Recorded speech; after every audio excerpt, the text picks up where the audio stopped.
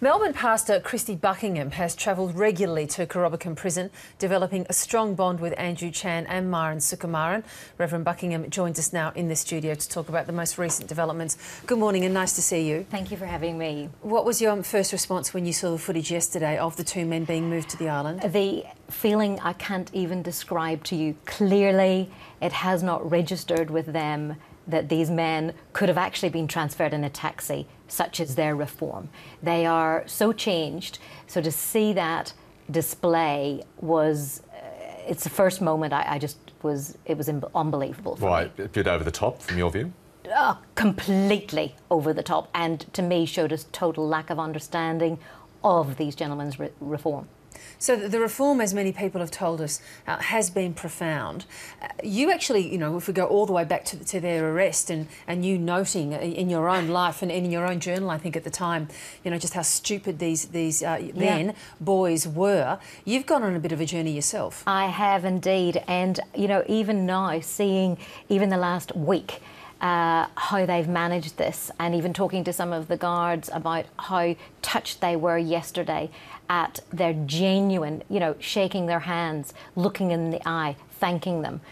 These are men who are changed. You change a heart and you change a mind, and that's what brings transformation. Their hearts, their minds are transformed. And I believe that if Jokowi saw them, if he went to meet them, he would also have his mind changed. Yeah, what do you make of that argument we just played? The President saying, yes, he's rejected clemency, but in doing so he considered the amount of drugs, and let's not dilly-dally here, it was a large amount of drugs the men were carrying. Yes. In saying no, and the law in Indonesia is that if you're found with that amount of drugs, you're executed.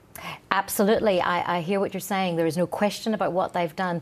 The drugs were never intended for Indonesia, so it wouldn't have affected the Indonesian people. But drugs are still bad. That's not quite the point, though. Yeah, drugs are still bad. However, their law also indicates that if they reform, the condemned person will not be executed. And these men are not just reformed for their own sake, they are also reforming others. And that's what worries me. When I go back there, the projects that they've started up, who do I give responsibility to? How do I know that these are going to be carried out? How do we proceed? How did you become connected with their lives? A friend of mine that I went to college with, we worked here in Sacred Heart Mission together in St Kilda, and then she married a Balinese man, and she got very involved in prison ministry and kept on asking me, come, and I said, no, I don't want to, just join the club, so to speak, because there's a lot of people who are doing that. But over time, I decided I would, and instantly, I've done this, I've been working with people now for 25 years. I could see they were the real deal. Now, you spent a lot of time with both men. Give us your impressions of both Andrew and Myron Sukumaran, because they are very different characters, aren't they? Very different. Mayu is quiet, deep thinker, has got a very good sense of humour, and even in the last few weeks, has been making comments that all of us were like, wow, lightening the atmosphere for everybody else. Andrew, on the other hand, has got a cheeky sense of humour. To know Andrew is to like Andrew. And they have become good friends. I just haven't yet come to terms with the thought that if they do not show them mercy, what this means. This is a response that we've been receiving from our audience this morning. And Christie, it's not uncommon. Travis has tweeted us, why don't you ever report on the fact that they deserve their punishment? Most Australians think this. Stop defending them. Good point.